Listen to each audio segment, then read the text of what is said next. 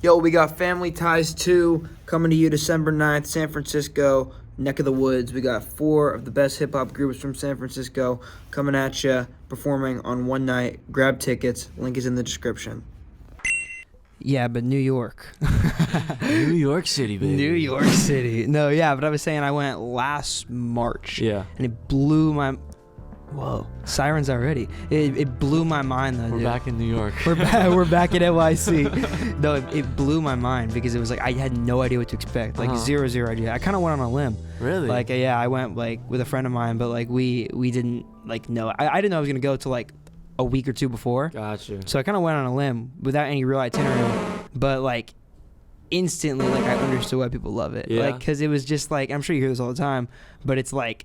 The place just feels like it's engineered to fit people's brains who move so incredibly fast. Like it's cold as shit. For sure. So everybody wants, no one wants to walk for too long, Right. but everybody's walking because no one has a car. So they're walking to the subway station. So you're walking Yep. super fast. Yep. The subway's like ultra efficient. So Yep. it just feels like everything connects in this weird web where it's just like the most fast paced place in the world and you feel it instantly. Dude, that's crazy. Cause yeah, like, I guess it's the same with LA too. Like when I come here, I'm just like, oh, like I just want to drive and just, just like it's so chill, Is that? Do you feel like it's like super different than the city, New York? Yeah, I mean, we're just like exactly. Like, we're our brains are just meant for New York just because we grew up there. Yeah. So like when we go back, or at least when I go back, it's just like okay, like same shit. Yeah. But when you say it like that, definitely feel the difference. I mean, there's obviously huge difference. Yeah. You know what I mean? Like, yeah. so much. Like, we city bike. I don't know if you saw the city cool. bikes. Did you do that? Did you do No, the city I bike? did not. You saw no. them, though? I've seen them, yeah. Yo, those are Those are the fire. ones that, like, they're kind of like Lime bikes, right? Yep. Like, same type of thing? Yep. Okay, yeah. They're like the Lime scooters, probably, of the city. I actually saw an Annabelle's video. That's funny because you put the Sunday Sounds thing the other day. But I saw a video of her on one of those bikes, and then I was like, I think it was like after I saw hers, I saw like 2 or 3 more videos of people on those bikes. Yeah. Is that like that's like a big thing? Everybody's like using that to get around. Yeah, absolutely. Like you kind of, especially during the summer and when it's warm out, like it's just like you don't want to go into the subway. It's so humid and like so many people. It's so hot. Like, really? The bikes are just super pleasant, super convenient. There's like one everywhere, and it's only growing throughout the city. So like. And they have electric ones. They go like 20 miles an hour. How big is New York like a big city? Because my only because when I went, like it feels a little bit like San Francisco. Not a lot, but there's like some similarities. But San Francisco's super small. It's like a really, really small city. What's small to you? Like what? Well, San Francisco's 7 miles wide by 7 miles long. Okay. So it's like the smallest major city. I think that might be probably close. Nah. New York might be a little bit bigger, but there's also parts of New York where it's like it's super like East New York, where it's just like you don't really go out there, or like super deep in the Bronx, or even super deep in Brooklyn, but it's definitely big. Like Elijah, the homie I produce with, shout out to Elijah. Shout out Elijah. On the couch. He lives 10 miles away from me. Okay. Like, I live in Manhattan. He lives in the bottom of Brooklyn, and it's like around like 10 miles, but it's super easy to bike though because the bridges are there, and then. The bike, they have like these docks, and they're fast. Is it cheap? We have yearly memberships. You could do a yearly membership for $180, I think. Oh, that's like not bad at all. It's like unlimited, and the electric ones they take a little bit, but like it's really just like change. Yeah. Yeah, it's fire. What are the odds? Like, imagine a world where that takes over the subway. Like, imagine if that's like our generation subway. Dude, I think that's the whole point. Like, yeah. I think like because there's so many bike lanes in the city, and I think they just want to like. Take as many people out of the subway, especially if they can bike. You know what I mean? Like my mom's never gonna fucking bike. You know what I'm saying? Like my parents, like, but like us young people, like we're out here, like it's so much easier, bro. You got to do it next time. Yeah, dude, I totally will. When I go next time, I want to go for like an extended amount of time. How long were you there for? Not long, like 5 days. Yeah, like I would go for like a couple weeks next time, I think, and like I would try to like actually get like the layout, like really understand what it is that I like. Nah, yeah. Dude. When you come to LA, how long do you usually stay? Dude, I usually stay for like a week. Okay. I always want to stay longer. Like I feel like trips are either like 3 days or it has to be like 2 weeks. You know what I mean? Yeah. Well, it's because like you either go and you're like, how can I make the most of this, or you go and you're like, I have absolutely no time to do anything. You know what I mean? Exactly. Like you go for bro. Like 2 weeks would be perfect. And like honestly, this 1 week even in itself, it's like, and there's so many people that I'm meeting and that I've been wanting to meet. Yeah. And just 7 days is just not enough time. You know what I mean? No, also, yeah. because I want to drive. Like we were driving over at Laurel Canyon and like Mulholland. Beautiful, and shit, yeah. And like over by Griffith. Uh-huh. So fire. The thing about LA too is like when you go, I guess there's so much to do because LA doesn't feel like a city at all. Like LA feels like 10 cities put together. Literally. You know, but that's why I think it's such a different experience from New York because like New York, you feel like you're in the city. Yeah. Like city, you know? Oh, for sure. Yeah, no, that's literally how I feel. Like I'm like, yo, there's so many. Like Silver Lake, there's a lot of walking. Yeah. Hollywood, there's a lot of crackheads. You know what I'm saying? Up here, it's like super beautiful. Yeah. And it's probably more spread out and nicer houses, you know. And then up in the hills, just like this is like the Hamptons, really. You know what I mean? 'Cause, like the Hamptons are like 2 hours away from the city. That's where all like the poppin' people go out and like buy a crib out there. You know what I mean? Is that technically what that? Because when they say the Hamptons, they're referring to LA, right? No, the Hamptons is in New York. Oh, is it? Yeah. Honestly, people just say that. I never knew like where, like where's the Hamptons? Yeah, so it's in Long Island. So like, oh, okay. Long Island is huge, and Brooklyn and Queens is like a part of it. Yeah. But it's like 2 hours out. It's like Montauk and like surfing and the beach and rich people and all that shit, like sailboats and all. It's that. like what people who aren't from California think California is.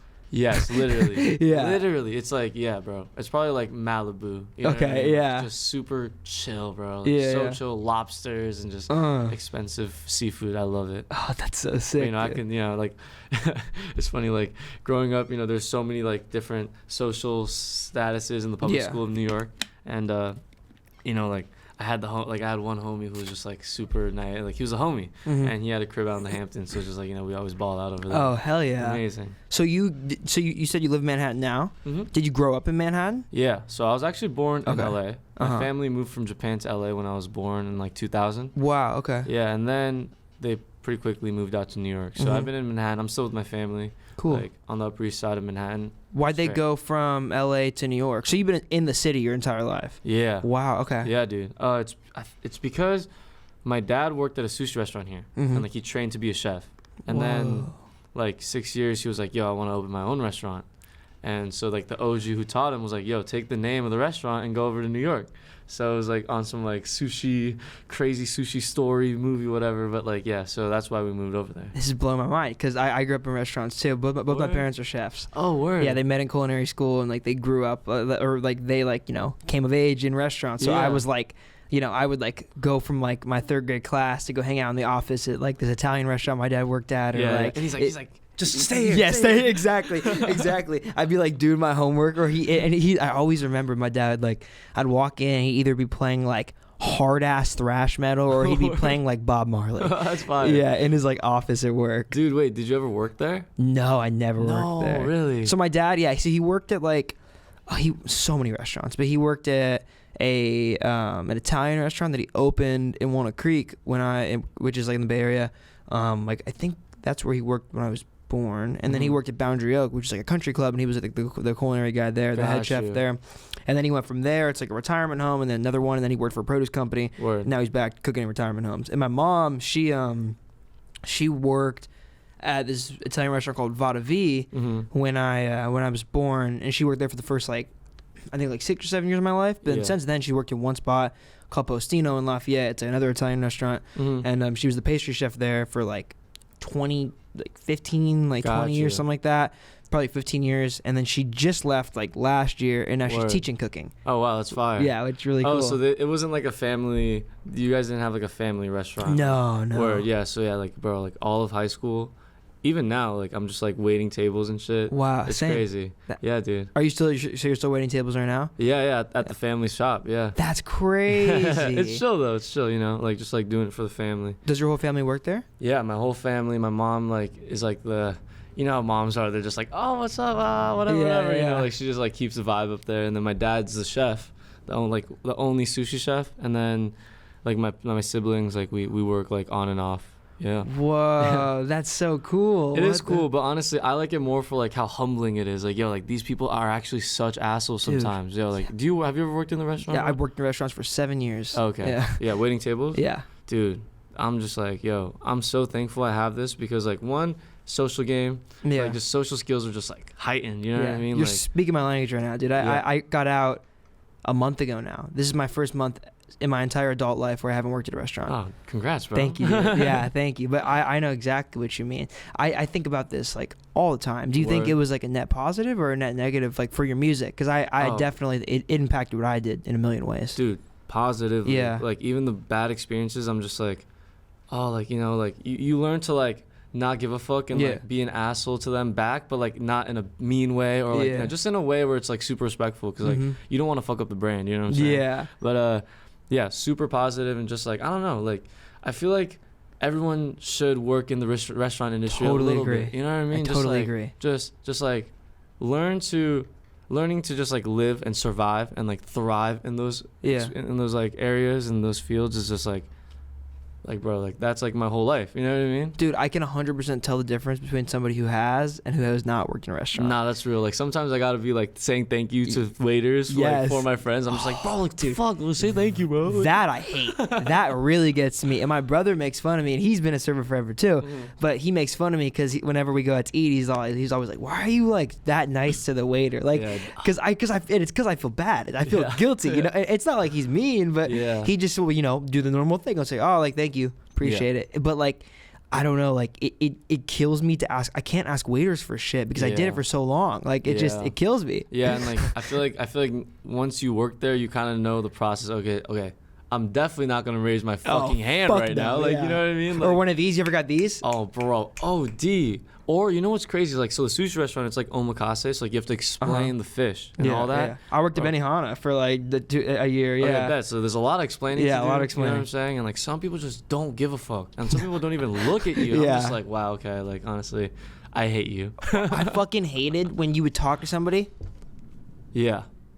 And they're like, bro, it's like, bro, like, what are you doing that is that important? Hey, there can't be any, like, if you go to a restaurant and you're not like ready to, like, it's not okay. Well, it's like if you go to a restaurant and you don't want to, I don't get it. You can go to a restaurant and it seems like you don't want to be at the restaurant. It's like, why'd you go to the restaurant then? Facts, you know what I mean? Also, just be like, oh, yo, my bad. Like, give me 1 second. Like, even that is just like, bro, I feel you. Like, do your thing. Did you ever work like, so I did, like, I've done everything in a restaurant. I was like a host, I was a busser, I was a server. Did you ever host? Yeah, so it was like the restaurant's pretty small, so there isn't really too much hosting, but yeah, there's like the host where you kind of like, you know, close out everybody, the money side, done that. Do you guys have DoorDash? We do DoorDash. Do you did you ever get these? That is probably my least favorite thing. Yeah, you know what I mean? Yeah. That is probably my least favorite thing in like every job at a restaurant, bro. It's like dude, get me to hate you speed run. Like that shit, oh my god, that killed me. Yeah, no, it's so funny though. I don't know if it's like this out here though, because like in the city, they do that because they don't speak English. Yeah, I think there's some of that here, but I also think a lot of them do, and they're just rude. Word. You could tell. You can always tell. Yeah. Well, because a lot of the times they'll come and they'll shove it in your face, and then they'll say like, oh, like DoorDash, or like something like that. It's like, let me use the bathroom. Yeah. Yo, can I order to go? It's like, nah, dude. Yeah, but I think I learned. I have a book. It's in that drawer over there. It's called The Book of Wise, and it's like a red notebook, and I would write it. Can you grab it, Mario? It's in the bottom drawer right there. It's like a notebook with a red cover. That guy, yeah. Shit. Oh, I almost got it. Fire. This was I used to write. This is called The Book of Wise. So I served tables for like a really, really long time. And when I moved here, I started this. So whenever I would go to work and I would come home and I would be like incredibly angry at a customer or something, instead of like letting it eat at me and kill me, I would come in here and I would work, and then I would write down like what it is that I was upset about. Word. Like this, I wrote on. This is like Christmas last year. I worked a 13-hour shift on Christmas. Damn. Are you serious? Yeah. So I just came home and wrote about like, you know, like that experience of like wanting to be with my family and like home on Christmas, but like genuinely not having the choice. Yeah. And knowing that like this is how the rest of my life would be if I didn't find a way out. Yeah. It's weird and it's motivating. But I see. So that's why it's called The Book of Wise. Like it's like the motivation. Exactly. Dude, that's fire, bro. Yeah. Thank you, dude. Yeah. That's cool, man. When you're a legend, bro, people are gonna be buying those books. Thanks, bro. Man. Thank you. You as well, bro. Yeah, but it was like start mine. Yeah. It was like you should, dude. You should. Yeah. Do you like? I'm sure it's different for you though, because like it is with your family. I think that's beautiful. That's special. Yeah, super happy about it. Do you like enjoy working there because it's with your family? I'm sure, right? Yeah, like definitely was so tough moments. Like, you know, like high school and like COVID, you know, like I'm just a fucking idiot child, you know what I mean? Just like the world is just revolving around me, and like it's still like hard because, you know, you're an artist. It's like the most selfish thing you could be doing, you know? Totally. But yeah, in high school and like COVID era, it was just like a lot of just like figuring out my spot in like my family. I'm gonna move your water to this side because whenever it's on that side, it blocks the camera. My bad. No, you're but yeah, just like finding my place, you know, like because you grow up with them as your family, and then now like you realize all the business. This is the reason why we're surviving. You know what I mean? This restaurant. So just like figuring my place out there, and just like working with other people, being the son of the restaurant, but like kind of working with other people that are older than you. You know, it was definitely like rough, but now I'm just like super happy. Like I'm happy to do it. Like, you know, just like helping out and just like being there, just like, you know. And also like Asian parents, they don't really speak to you like about too much in-depth stuff. So that kind of gives time for like more like, you know, that casual kind 100%. Of friendly vibe, you know. So that's been good, dude. The restaurant conversations are crazy, dude. Like I've had some of the craziest conversations of my entire life in restaurants with people that I barely know. Literally, some of the craziest ever. I think there's something beautiful though about like collectively working as a family in a place. It feels like almost what we're like meant to do in a certain way. Like I feel like we often get in places, and I mean I'm certainly like this, where like what I do is so different from my parents, right? That like there isn't a lot of things. Often it's difficult for us to like relate in a lot of things because like I mean I work in music. My parents are both chefs. You know, it's very very very different. Oh, do you like? So you did that forever. When did the music come into play? Like while you were working in the restaurant, and then when you started to balance those things, how was that? Yeah, so I mean, they always put me into music, like classical music or piano, or like you know, they put me into the, you know, they let me go to like performing arts high school and like college. So like, you know, they're super supportive about that. And then when I started taking like hip hop, like kind of like rapping and singing, like and producing my own music seriously, like around end of high school, it was definitely a lot of like. At first, like, oh, like I was super starting to be flaky. Oh, I want to go to this show. Oh, I need to go do this thing, this session, whatever. Yeah. And then, you know, now I'm older and I'm like learning to prioritize. Like, it's actually helping me like weed out all the other bullshit. Like, I don't need to go to this stupid show today. You know what I mean? Like, let me just like fucking work. You know? Yeah. Like, so that's been probably the best part, and also just like how much I want to do the music is like showing, you know, like after work I'll get off at 11 and then I'll like go link Elijah. Beautiful. And, like cook up till like 5, and we're just like, it's because I want to do it, you know, like it shows, you know. That's the thing about it, dude. It keeps you hungry. Yeah. Like it really, really, really keeps you humble. Literally. I think like when I quit, like genuinely I've never been happier and like more fulfilled than I am right now doing this. Yeah. But it's like I don't think I would be this happy and fulfilled or grateful doing this if I didn't have the 7 years working in restaurants before. Yeah. Like it was literally like when I moved out here, it was like work at Benihana or don't eat. So it was like now that I get to do, you know, work in music and like pay my bills that way, it's just like I'm so much more grateful for it because I lived the other life for so long. Yeah, bro. The Book of Wise, bro. Book of Wise. Amazing, dude. That's beautiful, dude. That's super awesome. I fuck with that. Thank you, man. Thank you. So you said you started with more classical stuff that your parents pushed you into? Yeah. You said that towards the end of high school is when you started rapping, right? Mm-hmm. Okay, cool. So like when you started rapping after the classical stuff, did you go to college for the production side of things, or were you still doing classical music back then? Yeah, I did a year of classical. Okay. Like in the same school, and then like all the homies were just doing production, and I was just like so jealous. And also I was doing it too. Yeah. So I'm just like, fuck, like I need to do like 7 hours of like clarinet orchestra shit. Yeah. And then like I'm 7 hours of like recording. So I was just like, okay, like I have enough of a portfolio, and like I applied and I got in. So like it was like, you know, I graduated in time, everything was fire, and also like the background and just music theory and just like all that other shit like definitely helped a lot. That's cool. So you think those two worlds, like even though they feel very different on paper, they help each other? Yeah, I mean at least like, you know, because like they helped me. You know? For sure. So like.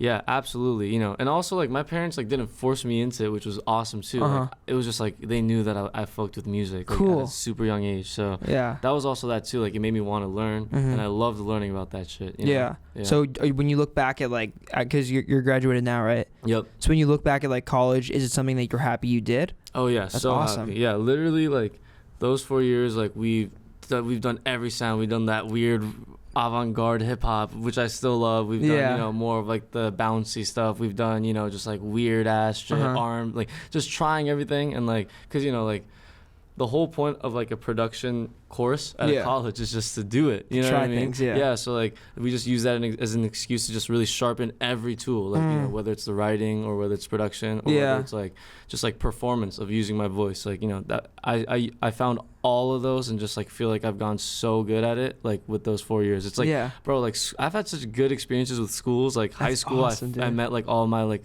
favorite collaborators and my best friends, and then like Purchase, like I was just like so blessed to just like learn from so many fire people. That's beautiful, dude. I feel like it becomes very popular to just shit on school just for the sake of shitting on it. You know, I feel like people are more inclined to share the negative parts of school than the positive parts. Yeah, for sure. No, what about you? Did you have good experiences? Or I think like high school for sure. I think I learned like a ton. Even if like the colloquial knowledge didn't like really end up, you know, like helping me in what I was doing. For sure. What did was like the experiences I had with other individuals. And like learning to be a human being and learning to make friends and like learning to like be social and just like, you know, how to interact with the other people in like an environment like that. I think I learned more lessons like that in high school than I did in like educational lessons, you know, and I think those are the things that stick with me.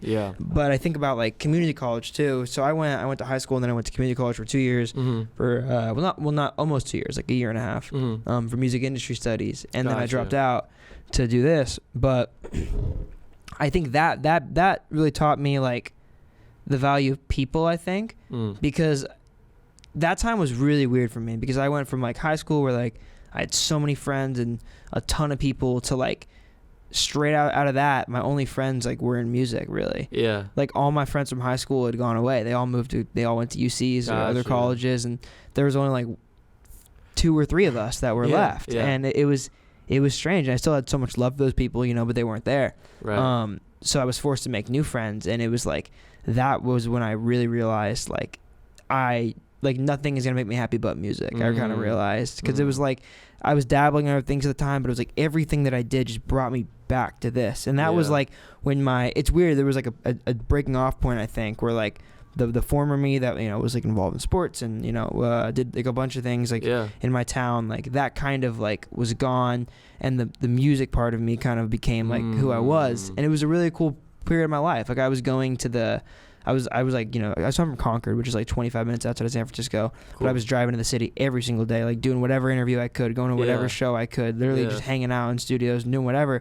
But it was a very, very strange period of my life. So I don't think I got much from community college, but that period of my life, I think, taught me a lot. Do you think like alternate universe, like, you know, like, because it seems like you had super, like, a lot of interests. Like, do you think there is ever a timeline where, you know, like you went to the sports route, or you went to like any other thing that you were interested in? Like, do you think it was just like, or do you think music was kind of like, it was kind of always going to be it, you know? Or, what do you think? I was talking to a friend about this recently, actually. It was like my mom, I think, was the only person who realized that like music was the only thing that I would ever do. Word? She was like, I remember being a kid, and like I'm a drummer and I play a little bit of guitar, but I remember like growing up, my mom would just always say like, why are you always like banging on shit? Like, why are you always like hitting shit and whistling and making noise? Like, why don't you like go play an instrument or like do something?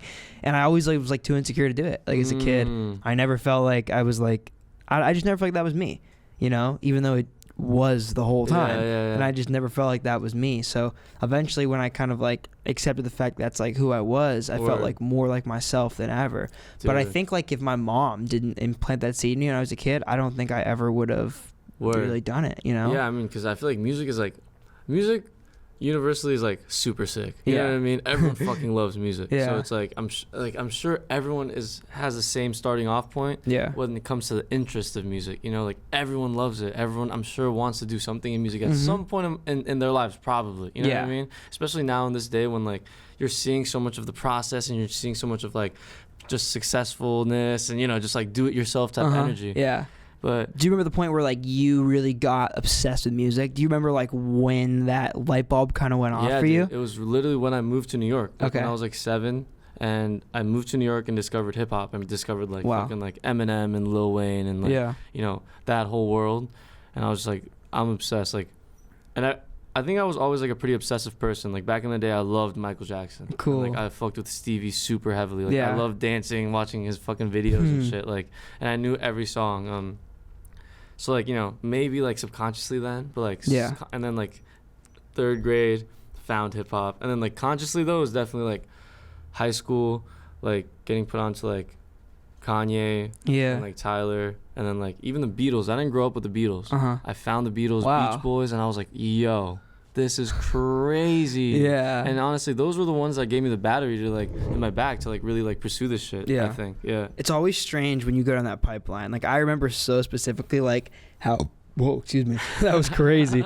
like how the pipeline kind of happened for me. Like it was like I became like obsessed with like classic rock music, and then I got so bored of it because I listened to so much of it that like I went to hip hop because that was like all I, then that was like all I listened to for like a year, 2 years, and I listened to so much hip hop that it was like I went back to like somewhere in the middle, and then it was like after I had those two sides, I started exploring like everything in between. Yeah. You know? No, bro, literally the same, just the opposite. It's like I found the Beatles. You know, I found rock, like. And I was just like, yo, this is so sick. And then, like, I also, like, really like pop music. I still fuck with pop music. But, like, you know, like, it kind of, like, started connecting the dots of, like, oh, okay, like, you know, rock kind of led to this type of pop music. Or, like, you know, and then, like, this is in hip-hop now. You know what I mean? And, like, now there's, exactly. Now there's so many of that. Like, there's so many little seeds and babies of all three combined. And the worlds feel like they're colliding more, like, right now than ever. Like, you have like a bunch of songs that feel like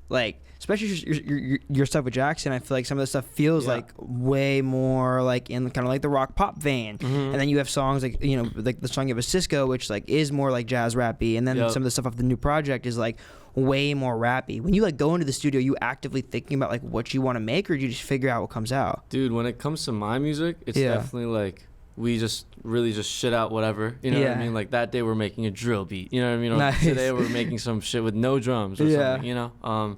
But curating is like super important to me, and I'm sure it is with like everybody, you know? But so that really comes down to like, okay, like maybe we do a little bit more rap leaning this time, you know, like when we're like putting it all together, and like when like we're starting to weed out all like the trash and the mids and shit, you know, like well, we're left with this kind of like, oh, okay, like you did want us like kind of like speak your shit this time, or like, but with collaborations, it's like Jackson, or Cisco would be like, yo, like what do you think of this? Like, you know, like you should do something, and then if I fuck with it, I do. You know? But it's usually like we all know each other's sounds and like what we like so well. That it's just kind of like, okay, like let me just hop. That's so cool. Let me just like jump onto like Jackson's flavors and, you know, his taste and his kind of like what he brings to the table, and then and it kind of just like brings out a different side, you know? And then Cisco, oh yeah, let me bring out this a little more this side, you know what I mean? And but I would like to, I'm trying to get to a place where it's all me, you know what I mean? Like I don't get too strayed away by the genre. And like I try to like find my pocket in those sounds, you know? So find like what is a Yoshi song? Exactly. That's sick. Yeah. Mario says this all the time. He always says like a song or a good song is good in any genre. So it's like I think about that all the time. I think I reference this in like every fucking interview. but like I think about that like often. It's very interesting. I think like the closer that we get to a world, and I think like this happened when streaming happened in my eyes.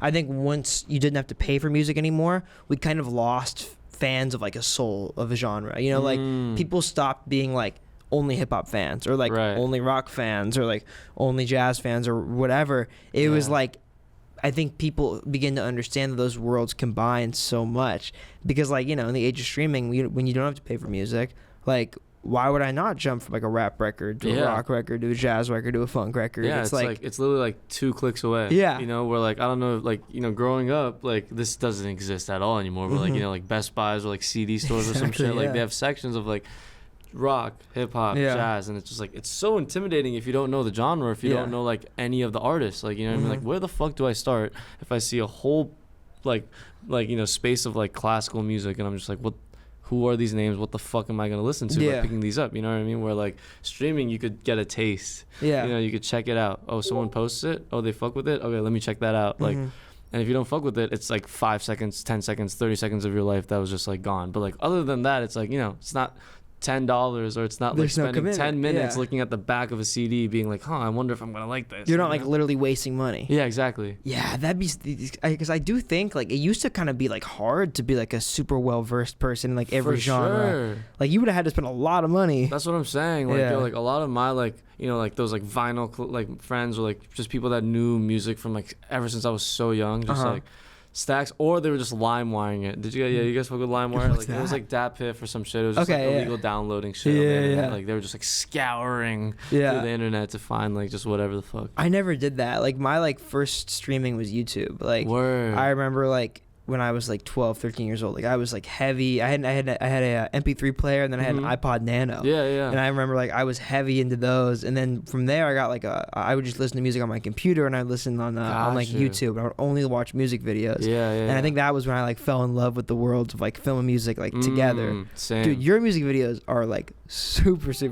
Oh, dude. Yeah. Thank you, bro. I sent your Instagram to somebody recently because I was like, I think Yoshi's a master in like world building. Like Dude. you, like your whole brand and like your vision, like all your videos and even like the promotional videos you did for the EP, it all feels like so ultra cohesive and like so New York as well. Like when you go into that world, when do you think you realize that like world building is kind of like what you have to do, and the cohesion, the brand cohesion is so important? It was really Jackson and like Cisco, mainly Jackson, that like really kind of brought that onto me. Like he was just like, you know, like, because you don't notice things as a consumer, you know, or just a fan. You're just kind of like, or you see Tyler and stuff, and you're just like, oh, this was cool for the Igor stuff or whatever, like, you know. But like, you don't connect the dots of like, okay, like because he's wearing the same fit in each one, he's starting to create something. Okay, the color palette and like just like how like bright the colors are or whatever.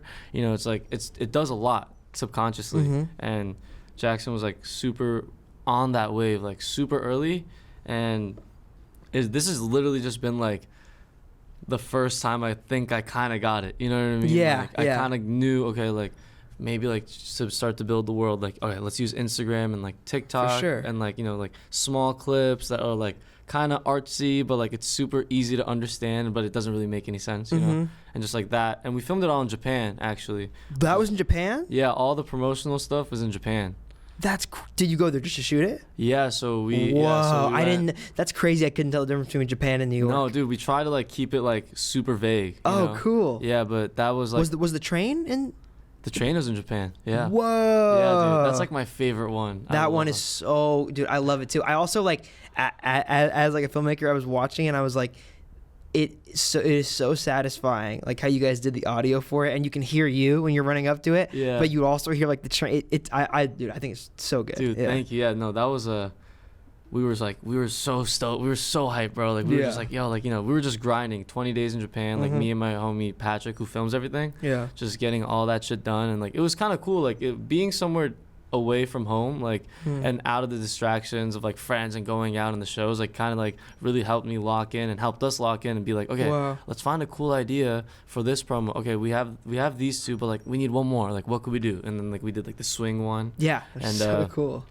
Yeah, so that was cool. Like, you know, definitely I'm starting to like the idea of kind of going away and just like cultivating something, or like, you know, like find like using Japan as like a like the canvas, you know, like a getaway. Exactly. Yeah, and just like really hone in on a look. Yeah. You know, and just like a vibe. I think it's kind of a lost art. Like even going away to like record. I think that's something that a lot of people used to do. Like you used to hear that a lot. It was like with you know, Bon Iver did that. Like the Beatles did that. Used to hear a lot of like, we're gonna go to this place to make this record, and this record's gonna sound like this place. Yeah. I don't feel like that happens as much anymore. No, I mean, I think there's probably like, dude, there's just so much money in the industry. I feel like everyone's like just going everywhere or just like nowhere at all. You know what I'm saying? Like, yeah, interesting. It's like they're going, all right, we're gonna do a camp at like Hawaii, and then we're gonna do a camp in like Switzerland. Like, it's like, just make up your fucking mind. Like, just go somewhere. Go somewhere. Yeah. No, 100%. Did you record any music when you were in Japan? I did with like Japanese artists and producers. Whoa, that's sick. Yeah, I'm trying to like plant those seeds, you know, like same with over here. Like I'm just trying to like meet like-minded people that are like super sick and that I really could like fuck with just in general, you know, just because like we work at such a tight-knit like in-house whole situation, like with me, Elijah, Cisco, Jackson, and so Patrick. Cool, yeah. And but we all love collaborating, you know? But it's like, it's so hard because like everyone is trying to find their own shit, you know? So it's like, it's so hard sometimes, like, okay, like this dude like specializes in like that indie world, and this person specializes in like super straight R&B stuff. But then like sometimes it's, I don't know, like but yeah, basically going to Japan and coming here to just really just like, you know, link up with the people that are like super like-minded and like, people that we really fuck with as people as well. 100%, dude. Yeah. When do you think this is like very interesting to me? You guys definitely have like a special synergy. I feel like between like the 4 or 5 of you guys that are like all working together right now. When did you? So obviously everybody goes to that period where it's like you fall in love with music, but you're making it yourself for a long time in the beginning. Word. When did you kind of branch out? Did you meet people before you met this new group that you're working with? And then like how did you guys kind of morph into more of like a cohesive unit? Word. And like did you go through some groups to find the right collaborators, or how'd that process kind of take shape? Literally, like we were friends first in high school. Yeah. So like, Oh, that's right. Yeah. We were already hanging out, and then Cisco was already so kind of crazy. in doing music, doing his own thing. Elijah was starting to learn about engineering and producing and stuff like that. And then Jackson was in a band and all this shit. So like everyone was kind of doing their thing, and then like I was just like, okay, like I want to do it now. You know what I'm saying? Like, Yeah. I was like the last one left, and so then that was when all through college, and I was like working on my sound. But really, we were all friends with like all musicians because we went to performing arts high school. Yeah. And everyone else kind of like went through their different things. They would become gigging artists or gigging musicians, jazz musicians, or whatever, studio session musicians and shit.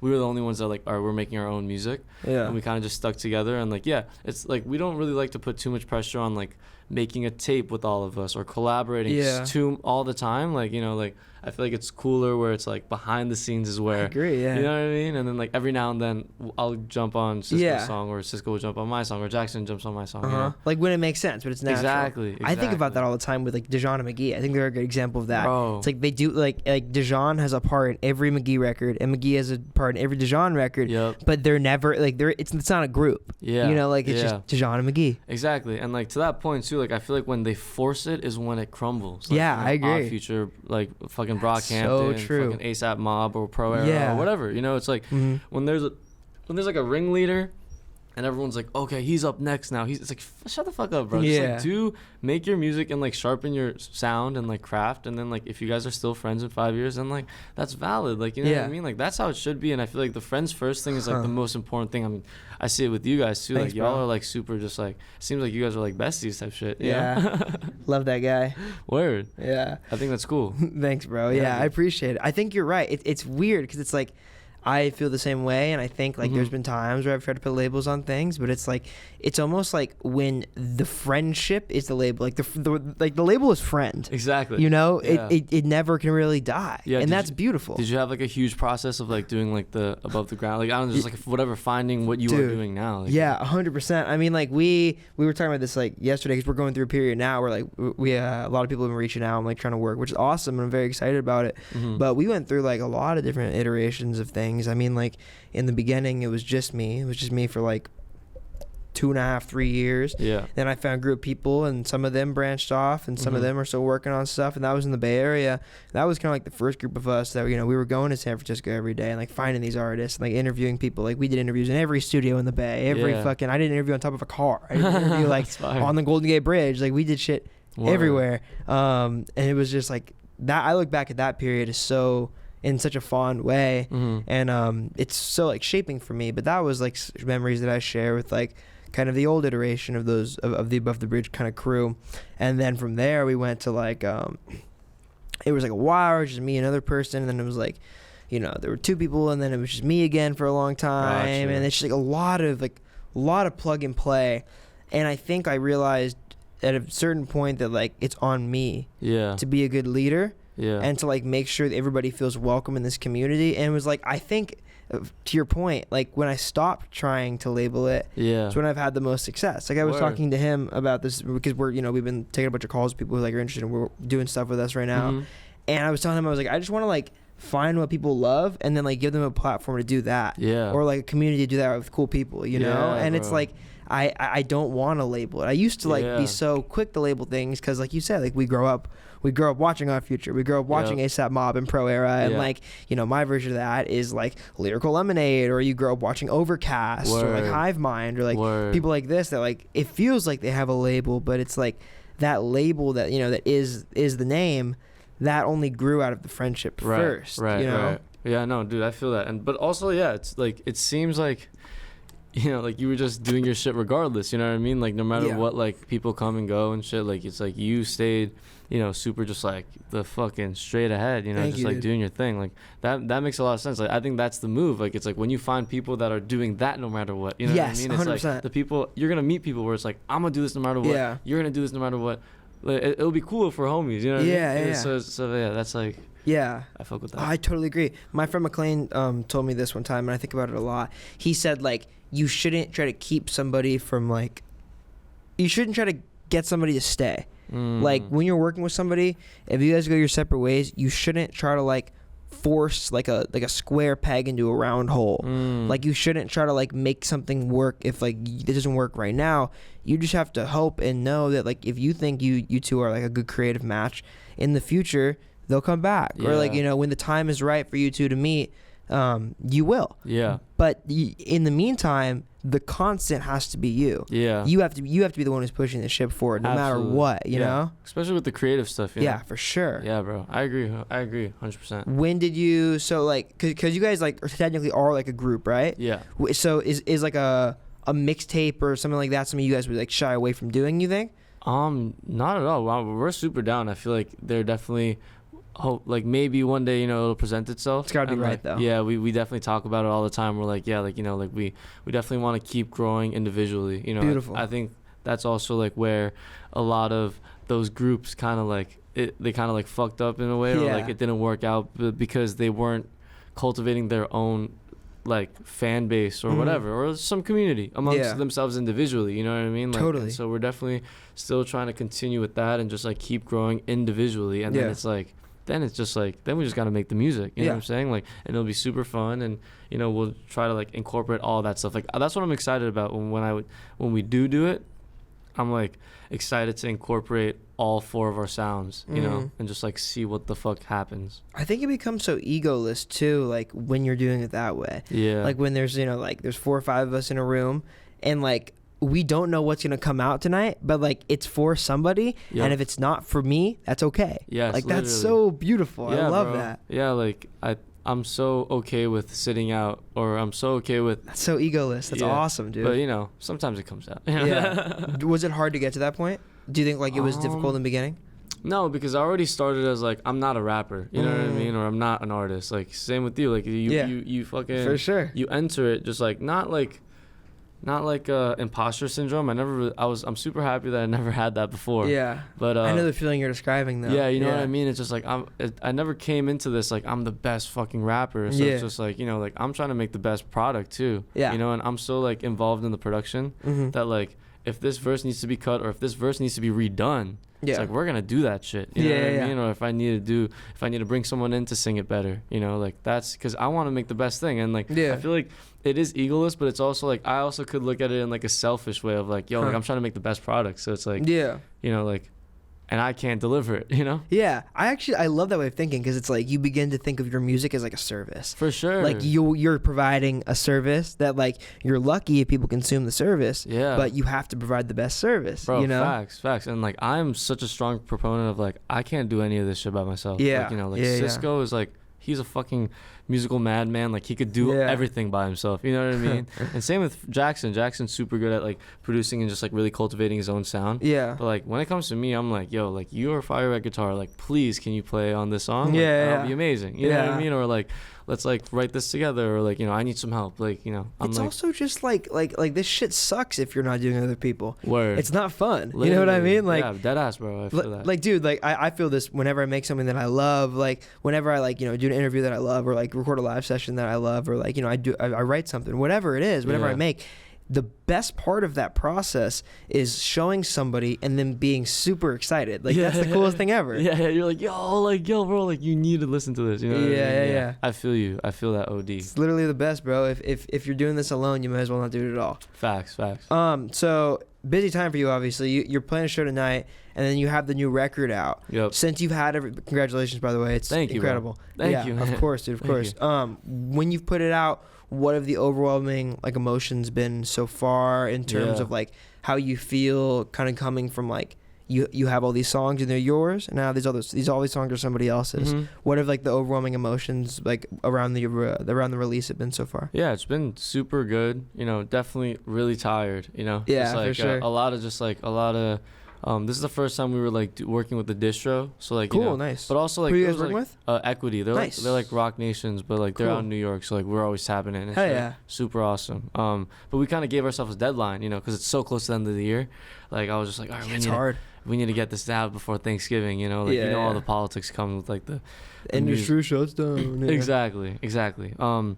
But it feels great. Like definitely been a good year. Like, you know, worked super hard. I'm like zero regrets, and like Yeah. it's cool because they're like songs that like they're all kind of like pretty different in genre. For like sure. Fuck Taste is like a really bouncy one. Why Wait's like lo-fi, Make It Out's R&B, and Yeah. Showface is like kind of indie, and then the last one's just like drill rap, kind of like flexing type It's of fun, song.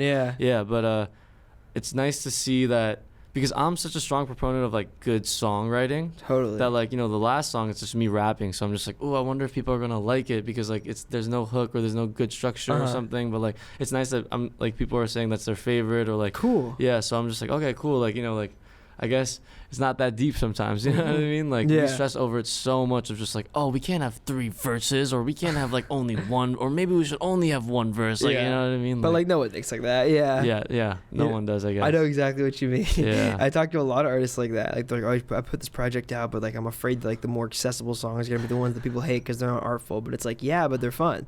Yeah. You know, like they're fun. They're cool songs. People Yeah. enjoy them. Yeah, and I'm a proponent. Like I want to make like, I feel like pop music, I don't know, maybe my mind is gonna change, but like I feel like pop music is the goal. It's just like how weird can you make it? Like I agree, how can you hide it as not a pop song? You know what I mean? Like it's like I have this like badge of like, I guess, rapper or like alt hip hop, which I love, because then it's like no matter how poppy I get, I'm still gonna be a rapper. You know what I mean? Yeah. Like that's fire to me. That's like, beautiful. I love that. Yeah. I feel like people think pop is a bad thing so often. So true. Like so often people are like, I hate pop music, or like I don't listen to pop music, or if you call them pop, like they take it offensively. Yeah. But it's like pop music in my head just means popular. Popular means good. Well, generally, because like, well, I mean, not always, but like a lot of the time, it's I know like what you mean. I'm of the belief that like if the most amount of people like something, there's something good about it. Absolutely, bro. You know? Literally. I feel the same way. And like, you know, it's all like context, I feel like, you know? Totally. Like, I always say this, but like funk music, like I didn't understand it. I'm just like, oh, nothing is happening. Like this is so boring. That's how I feel about some R&B. Word. Yeah, but then you I've come realize, around a lot. yeah, you realize with the funk, it's like that's the whole point. It's like you want to groove it. The longer you're, you know, it's like you're just vibing out. You're finding the pocket. Yeah. You're feeling those.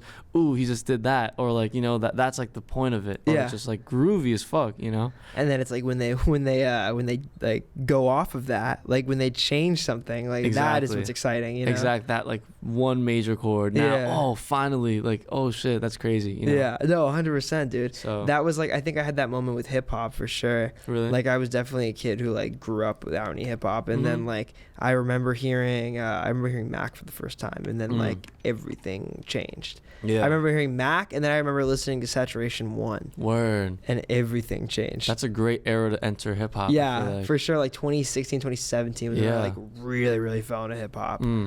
It's like it's definitely a time that I miss. Like I reminisce over like hearing those songs for the first time all the time. Did it hit you instantly, or was there like a moment where you instantly? Like I remember when I heard it was like the first time I ever heard Saturation 1, like front to back. I remember being like mind blown, because I was like, I didn't know hip hop could sound like this. Like it was just like it blew my mind, because it felt like it was like the logical next step of like all of these individuals, but it's like them together was like the actual product, you know? Yeah, it's like every part of Brockhampton like was the reason why Saturation 1 was good. Yeah. So it blew my mind. I think it blew my mind because it felt like a band, and it was like, I think I came from such a band world, and that like and you're saying like no one lacked, like I agree. It was like every piece like was necessary, and without one of the pieces, you would have felt its absence. Dude, well, that's a crazy way to look at it. Yeah, that's so true. It's like that's why it's amazing. Dude, that's crazy. Yeah, I agree. I love it.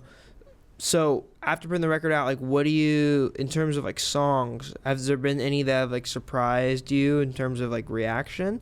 Like, what do you think has gotten the most positive reception, and why do you think that is? Yeah, I like did like a poll for like the first time the other day, and I was like, which one's your favorite? And like it's been like super all over the place. I think like of course the singles, the singles have been super receptive and like positive. So a lot of people are saying that. But then like the new 3 songs, I think like everyone equally were kind of saying it too. So I was like, oh, that's awesome, because I think like I really like Make It Out. Like that's like the R&B one that I put the video out for. It's like super just like groovy, and like everything is super intentional. Yeah. Not to say the other ones aren't, but I feel like we made sure of that one. Like we were like, okay, this is gonna be, whether people like it or not, this is gonna be our like, this is gonna be this one's our for hit. us. Yeah, this is our banger. You know what I mean? That's cool. So like we just really just like made it as close to perfection as we could. So like, but like I said, like not everyone gives a fuck or listens like that. You know what I mean? So it's like like the other 2 songs, like Show Face and Take My Place, have been like really sick also, and like sick reception, and everyone.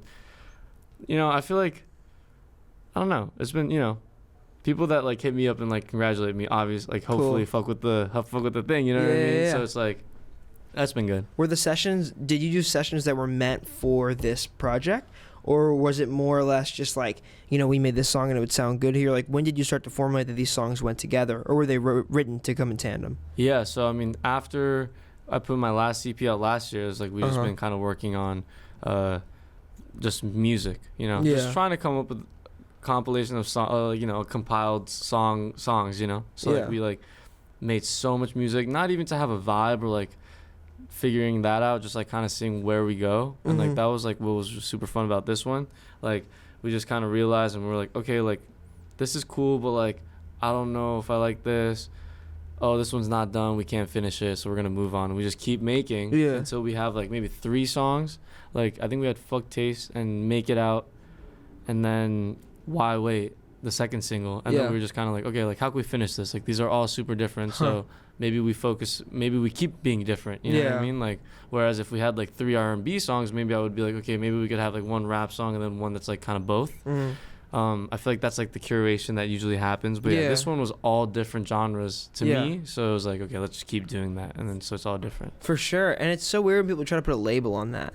Like I've always found it weird when someone's like, I'm gonna make a conscious rap album, or like I'm gonna make like a jazz rap album. It's like I don't think that, like I feel like you're closing yourself off from so many like creative possibilities when you do that, you know? And that's why I think like the best concept albums too, like I feel like they probably come after the music is done, or like a lot of it's done, you know what I mean? Like because there's no way you could just be like, okay, I want like To Be a Butterfly, right? Like I want to make an album where I say this poem and at the end too, like what the fuck does that even, how do you even come up with the sonics for that? You know what I mean? Like it's like he had to have just like said everything he wanted to say for like 6 months or whatever, and then realized, this is what I kind of want to say, you know what I'm saying? And then, like if you're a genius like Kendrick Lamar, then you like figure out a way to like tie it all together, but I never want to speak too soon. Like I agree, I think that's where people fall short sometimes, and like it just hypes up, there's too much hype. It's like filling in the blanks too. It's like I think for that record, I think is a great example. It's like there's all these points in it, and they feel like certain stories in certain times, but the poems in between everything tie it together. It's like that. It's almost like, I think of it like it's almost like there's like an island, another island, another island, and then the poems are the bridge between them to like get into the islands. Yeah, absolutely. Like I think when you look at that album, like song by song, like there's so many different sounds and flavors and just like things, like like King Kunta's one sound, and then there's like You, which is like a crazy fucking, and then there's Alright, and there's so many things that it could make it not work, you know what I mean? And that's why I think the cover art's important too. I think that cover art is specifically serves that exact purpose. 100%. Just that black and white. It's just like that eerie, but like also really celebratory, but like also you're like, what is going on? Like, is that the White House? You know? And Damn, I always say this, I really like, are you a Kendrick fan? Yeah. Okay. I love Damn. I think it's like To Be a Butterfly is the best, and then I think Damn is my second favorite, which is a hot take a lot of times. Good Kid, Mad City goes up a lot, but but I think like the cover art has so much to do with it. Like Yeah. I think like he kept it super bare, and it's like just like, oh look, it's his face, he looks mad, and it says Yeah. damn, you know. Like I think if there was maybe like a deeper thing, or like even the track listing, like there's like so many, like there's so many like deep and like not pop songs. Like there's Yes. Loyalty, of course, but then there's Yeah. also like, you know, there's a I'm blanking. There's Blood. there's Fear, Like, and there's Blood, or there's like Yeah, like you know, like it's like it could have been something weird and different like To Pimp a Butterfly, but I feel like he packaged it more in a pop way, Yes. honestly, to make those songs more digestible. 100%. And He's kind of like the master of like feeding you the most complicated meal of all time, but then like putting ketchup on it and Yeah. like, and making it very easy to eat. You know? And that's why I fucked with Mr. Morale. Like, Yeah. I don't love it as much as those two, but like It's grown on me, I think. it's growing on me Yeah. too, and it was growing on me for a minute, but I would say like that one, it seemed like he didn't really give a shit about the packaging, which I fucked with. Like, you know, there was like, it was like there were weird songs that weren't really songs mixed in with those bangers, N95 and fucking Savior. Dude, and you know, like We Cry Together, We bro. Cry Together, it's exactly. such a crazy song, like, dude. But I know so many of those songs. Like, you know, it's like Count Me Out is fire. Yeah. Fucking Purple Hearts is fire. Yeah, you know, there's like N95 is there's a fire, lot yeah. of fire. And the videos. Did you watch the videos? Were nuts, dude. Yeah. I saw him live, like Where? I saw him at Outside Lands, like No way. probably like a month, 2 months after the album came out. I've never like seen a set where the crowd performs for the artist more than that show. Word. It was wild. Yeah. It was like Kendrick just could have sat there the entire time. Right. And did nothing. Yeah. But it was, oh, dude, his energy is just so wild. And it's like, it's literally just him. Yeah. Like for this tour, it was just him. Right. It was just him on stage. That was it. And Yeah. it felt so different than like the Damn tour. And like so different like what he did on the T-Pap tour. And it was, dude, it was so nuts. Dude. It was like one of the craziest sets I've ever seen. Yeah, he's definitely on his Victory Run era. You know what I mean? Like he's just celebrating and stuff. Yeah. Like him, I feel like Drake is on that right now, and like Tyler. Tyler. And then Call Me If You Get Lost felt like Tyler's like victory lap. Exactly. Yeah, and like I mean like yeah like Taylor Swift's fucking era shit is happening also. Dude. Like it's like everyone's kind of doing it right now. It's cool though, you know. Yeah. Like it's kind of solidifying. Like these are the fucking people. These that are the have- greats of our generation. Exactly, Yeah. because it's like they've been doing 10+ years. Yeah. So they have all this catalog and so much shit. It's just they're just playing their songs at the end of the day. You know what I mean? It's so weird to think about. Like, we'll probably be playing like, well, I guess there already is a generation probably that is like playing Kendrick for their kids. Oh yeah, for sure, bro. Like I guess like because what year was Good Kid, Mad City? 2012, right? 2012. 2012, and then Section 80 was 2010. Yeah. So I guess if somebody was 20 Yeah. when Section 80 came out, they would Oh, now yeah. be 32. Yeah. So like, there's a very real subsection of people who got into Kendrick like really, really early that are now playing Kendrick for Dude. their kids. Absolutely. I mean, bro, also That's fucking crazy. Drake was around in 2008. Yeah, You know what I mean? yeah. And like That's wild that Drake is around before Kendrick. In my head, it's not that. yeah, it is. Yeah, like I think like Forever, that song Forever he did with like Kanye, Lil Wayne, and Eminem. I think that came out in like Yeah, bro. 09 for like the LeBron movie. Dude, that song's crazy. Such a So- banger, that bro. song slept on, dude. Wayne's verse on that song. Oh my god. is Hello, so it's the Martian. Space Jam Jam Garden. Guardian. I want this shit forever. Wake up and smell the Guardian. garden. Yeah, That shit is dude. fire. I used to get so juiced when I would listen to that song and like run as like a 16-year-old kid. Like Just run? Yeah, I would just run. Well, I was a runner in high school. Okay. But yeah, like but that was probably important context Yeah, there. you just start fucking You running. just start sprinting. You hear the song, you start sprinting. Yeah, dude. It's like that. That was I'm like dead. one of my number one pump up songs as a kid when I first started running. It was like that. It was like Champion by Kanye. What else was it? It was like it was Stronger by Kanye. Of course. A lot of Kanye, unfortunately. Dude. Yeah. Yeah, bro. I mean, yeah, I've been doing like I did a couple of interviews on Sunday because I had the show. Nice. And everyone's like, "Who are your biggest influences?" And I'm just like, "Kanye?" Question mark. Yeah. Like, you know what I mean? Like, Kanye. yeah, exactly. It's like, do I say it? Do I not? Yeah. But, you It's know, tough. It's true. It's the truth though, and you know, like the Yeah. music, I'm definitely still listening to it, and like you know, definitely like we'll see what happens with him. Uh huh. You know, like You can't be sorry for listening to music from like somebody who like you didn't know that this is the way they would turn out. There's like no Exactly. way you could have known that, you Yeah. know, when you were like 16 listening to Kanye. yeah, and also like I don't know if this is good or bad, but like when I listen to his music, I don't think about all the shit that I don't fuck with about him. You know, like it's such a different world, and like it seems like it's such a different person. You know? Yeah, it does. It seems like he's ill, unfortunately. Yeah. Yeah, it does seem like very, very different people. Like the Kanye that makes Ghost Town versus the Kanye that's on Twitter. Yeah. Feels like a very, very different person. Yeah, unfortunately. You know? I think Kanye is a good example of what you were talking about, though. Like masterfully packaging something. Yeah. It's like his records. Each record is an era. Yeah. You know, like that is the coolest thing to me. I think Tyler probably got a lot of that from Kanye. Oh yeah, for sure. I think like Tyler like started to understand probably from Kanye that like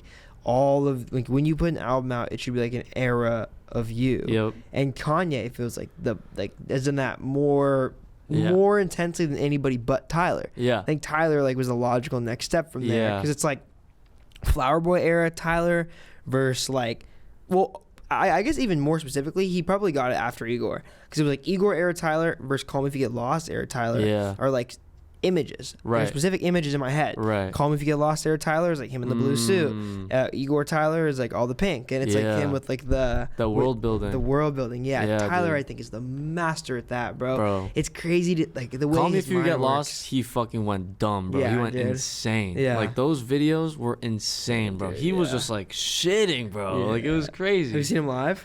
Yeah, I saw him live like during Flower Boy era. Yeah. Like I saw Panorama when Frank did it in New York, and I saw him for Flower Boy tour, but I haven't seen him since. Like I wanted to see the Igor and this one, but I haven't. Have you? I saw both. Yeah. Sick. That's fire. I saw the Igor tour twice. Wow. I got like very, very lucky. A friend of mine got sick and couldn't sell his ticket, so he gave it to me. Wow. Yeah, I got like super lucky. So I went alone, and I just like went to SAP Center and went by myself and just had like a night to myself watching Tyler, and it was like I think about it all the time. It was like not SAP Center. I mean, what's the one in SAC? The new one, Golden One. Yeah, the Golden One Center or whatever. Yeah. I went just by myself. I had this beautiful concert experience all alone. Dude, that's fire. Dolo concerts are fire. I love that. Dude. Especially when you love the artist so much that it doesn't even matter who you around. Yeah. Like, you'll find someone to rap to. You know what I mean? Exactly, bro. I think I've met me and him met at a concert. What? I mean, I've met so many of my best friends at shows, dude. It's like it is the one environment where everybody is there for this. It feels like you're there for the same reason, and like that is already broken barriers. Yeah, you know, yeah. It's like you guys are sharing this moment, and nobody else there will ever know like what's going on. Dude, literally, it's a beautiful thing. What I want to ask you about, like, I think this is a good lead in from Tyler, but like the title of the record, or the new EP, the title of it. Where did that come from? What does it mean to you? Yeah, so How to Get Back.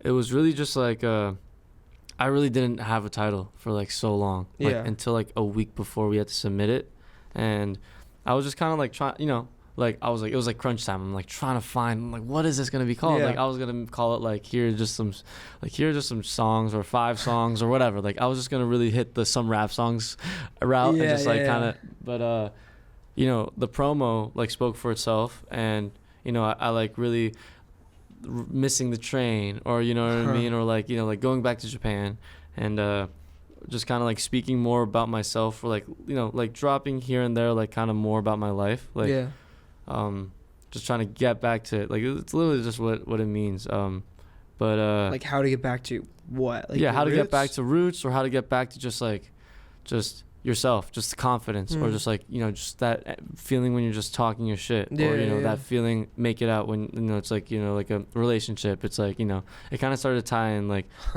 so that was definitely and like Showface kind of like let's get away, it's like it has like all these things.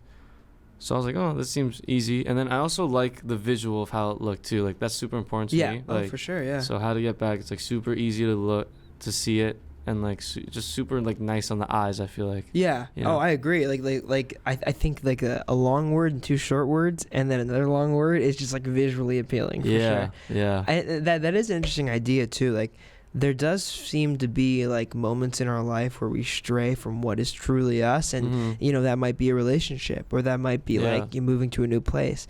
But it is like I do feel like there is always going to be one form of you that is the most truest, and that's probably you alone and wherever you're from. Right. Exactly. So it's like getting back to that is such like a foreign concept that we don't really think about often. But I do think it's like important to like remember like what it is that like makes you fundamentally. It's so easy to forget, Yeah, and like this has nothing to do with the EP, what I'm about to say, but like just like bouncing off what you're saying, like I feel like you know, being in America, being in like this Western world, growing up, like especially like me coming from like immigrant parents, like it's like the world kind of tells you that like the way your parents like raised you is like wrong. You know what I mean? Like it's just like, oh, like, you know, like whatever, like not talking about your feelings, or just like the way they scold you, or like just like the way they're not able to communicate, definitely rubbed off on me. And like now I have like trouble sometimes, like, you know, like speaking, or like, you know, being coherent with my friends whenever there's a problem, or like, you know, like loved ones, or like a romantic partner or whatever. Yeah. But I'm starting to, you know, so like I was like trying to like wrap my head. I'm like, oh, like I need to like just like push away everything that I grew up learning, or like just like seeing my parents be doing, you know. But then now I'm trying to find like a good balance of it all. You know what I mean? What do you think it is? I think it's like, I like how my parents are super real, like, you know, like, but to the point of like sometimes like, you know, like sometimes like I used to do a lot of sports too, and like, oh, we would lose, or I would just fuck up, or like something, and then like, you know, they'll be like, hey, like, they wouldn't say I was bad, but they would just be like, oh, like, you know, I think you should have done that, or done this, you know. And we're like, that's where I kind of like got the, just like the strong shell, you know what I mean? It's like, and I don't look at it as a bad thing, but like some people can take people being real to them, you know what I mean? Or they need it to be in a super nice way, you know? And I think being real is something I definitely want to hold true to myself, because I love that about my family. And I love like being funny and just like roasting people. That's like my family too. Not taking too much seriously. But I think what I learned, you know, having American friends, growing up here and like growing up around all these people, is just like, you know, patience. And like, I think like more empathy. Like I think those, and showing them, because of course my parents have patience and empathy too, you know, but like the way that the Westerners show it, it's like, it's more, you know, conversation and space and time and listening. You know what I mean? That's such an interesting idea. I think it is very easy to get in this mindset where you're thinking like, where you hate the parts of your parents that rubbed off on you that you don't like. And I think it's very easy to get to that place. But I think it's very noble that you like took a step back and realized like there are like, even if you don't like the parts of them, right, that have rubbed off on you, it's like trying to understand where they come from. I think can provide like a lot of solace, you know? For sure. We really just are an accumulation of the way that we grew up. Like it's like literally all we are. I think about that all the time. It's like there's certain people I think who took more from their parents, certain people who took less. But like your parents are the biggest factor in like who you turn out to be. You know? Yeah, literally. No, I feel that exactly. So it's like going back and like now that I'm older, because all my family outside of my parents are in Japan. So just like kind of tapping in, just like seeing. Now I'm aware that like now I'm aware of that. So like, you know, I see the tendencies of my grandma. I see the tendencies of my like uncles and shit. And I'm just like, oh, like, you know, that's where that comes from. And then like it also like adds like, oh, like I don't really fuck with that, you know? Or like, ooh, like now that I have more, you know, like a mix of both, you know? I'm just like, ooh, like, you know, that's fire. And I feel like I'm going to keep that one. You know what I mean? Yeah, for sure. Obviously, it's so much harder than just saying, okay, I'm going to drop this part that I don't like about myself and my family. Obviously, like, you know, but yeah, it's nice to just kind of, I feel like even having an inkling is like a huge step. You know what I mean? Like, yeah, but I think that's something a lot of people take from therapy too. It's like unworking trauma and figuring out like what it is that like figuring out like why you feel the way that you do, I think can be like exponentially valuable. Or like it gets you to a place where it's like you can actively avoid that feeling in the future. You know, like if you understand where it comes from, you can understand how to not get there. And it's strange, dude. I think like who I am is such a mix of like my parents and the internet. Like I think when I think about like me, it's like I was raised by the internet as well as my parents. So it's like I think so much of like my mindset comes from the internet. I think about a lot of things very differently than my parents.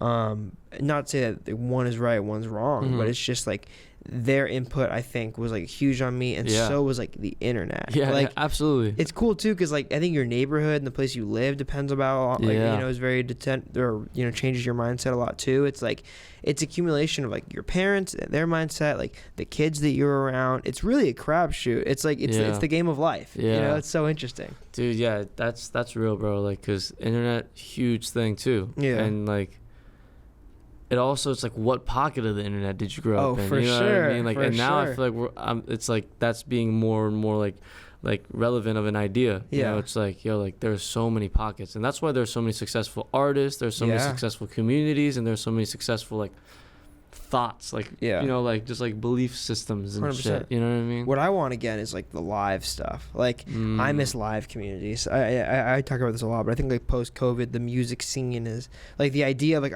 a music scene has dwindled a lot. Yeah. I kind of miss. I mean, that's like a big part of like Dude. what I came up doing. Yeah, bro, I agree. I think that's like people don't know. I feel like people don't know how important those are unless you grew up in those shows where you're just like you had the fucking, like Elijah was saying, shows change your life. Yeah, for sure. And, like I'm sure it changed your life. It's changed my life so many times, dude. And like those, like when I think people are a little awkward right now and they don't really know. I think like festivals have been really huge. Yeah. And like the artists that everyone really fucks with are like huge right now. Yeah. Like Tyler, I saw Tyler in like standing space. You know what I mean? Like now he's like in seated arenas. Yeah, Yeah. exactly. Like, bro, like I don't know, seeing Vince and shit. Like, I'm just like, this is fire. Yeah, I love yeah. it. You know? Do you think like shows that you play in New York feel significantly different from shows that you play in other places? And if so, like how? This is Sunday was the first time I played anywhere outside of New York. How'd it feel? It was amazing. Like I think it was super curated by the internet. You know, like that good shit is like super internet. Yeah. Yeah, super sure. just tap just the center of, I feel like, a lot of like bubbling up and coming music. Like yeah, it was like, I think it was good because it was so curated. People came here for the music. People came here to like, you know, big up each other and like really just lock in and like meet and like, you know, people say like LA is super like superficial, but like it didn't feel like that, at least to me, when I was there. Have you spent lots of time out here, like more? Not really. Okay. No, so I haven't witnessed that. I'm sure I will. Yeah. But you agree? You agree with that? No, not really. I think I say it's a lot. I think LA is entirely based in like who you surround yourself with. And I think artists are often hurt people, and I think hurt people are often attracted to art, and I think hurt people hurt. So I think when you have a giant city where like a ton of the industry and a ton of the people are artists within the city, it's like, of course there's going to be some shitty people. There's shitty people everywhere. But I think if you put out like super genuine and super positive energy, and like you actively try to like create a community around you that are good people, that you morally can look in the face and say like, you're a good human being, I think you're not going to run into those people. Right. Because like I think a lot of the people, to be honest, that say LA is fake or plastic, shitty. they attract shitty people. Right. Yeah. You know? Yeah. And they just kind of have like a bad run of it. Yeah, exactly. I think that happens too. I think people come out here and they have like, especially if they don't live here, they come out here and they have like 2 bad experiences, and then for the rest of their life they're like, I fucking hate LA. But it's just like, it's just another city. Yeah. I think it's just another city, and it's like, if you meet the correct people that like you think can serve you, and you serve them, and you have good healthy friendships, oh yeah, I'm sure, then you're not going to think that, you know? That's facts anywhere. Yeah, for sure. I was very lucky to like move out here already knowing a ton of people, and then like really meet like amazing other people that I met out here, and it's just like, I have never really experienced like the LA fake thing. You know, you experience like the going to parties and then fucking like meeting the same A&R for the 6th time, and he's like, oh, like, well, what's your name again? I love what you do. We should get coffee. I'd love to pick your brain. But like, you know, that's just our entertainment, and it's like you can like vet that, like you can see through that, and you can understand that like that is silly, and that's just part of it. That doesn't mean the whole city's shitty. You know? Yeah, it's fucked, but I'm happier here than like I really thought I would. I was terrified to come here, you know. Yeah. Do you want to play more shows out here in the future? Absolutely. I want to do more shows. I want to like chill. I want to get to know all of you guys. Like I really just want to like lock in and like just hang out on some people shit. And if I could do shows, if I could do more like stuff like this, or just like, you know, whatever, like, dude, well, you are welcome here whenever you want, bro. Dude, anytime. Thank you, bro. Anytime, This man. was a pleasure, bro. Yeah, dude, no, it was very, very, very fun. Tell them, oh, well, I guess it doesn't matter if you shout out your show tonight, because this isn't going to come out today, but you played tonight? Had a good show. Thanks for coming. Thank you for coming. But yeah, no, seriously, this is fun. I really, really appreciate you coming on and taking the time. And we spoke for like an hour? 2 hours, bro. It was like an hour and 12 minutes. Oh, shit. It always feels longer, though. That's crazy, though. You enter the interview world, you put these headphones on, and it's like, yeah, dude, you're locked it's just me and you, baby. Yeah, it's kind of beautiful, bro. It's like my favorite way to get to know somebody. Dude. It's like all my favorite friendships are like born off of conversations. Absolutely, bro. That's literally that's the only way. Yeah, 100%, dude. Hell yeah. Well, I mean, have a safe trip back, but tell them where they can find you, where they can stream you, they can stream how to get back. The project's out. Yoshi T. Find me on Instagram, wherever, Twitter, or fucking TikTok, Spotify, Yoshi T. Thanks. Oh yeah. Hey, bro. Thank you very much, dude. Appreciate you, Much bro. appreciated, bro. Likewise. Alrighty, music matters. All right.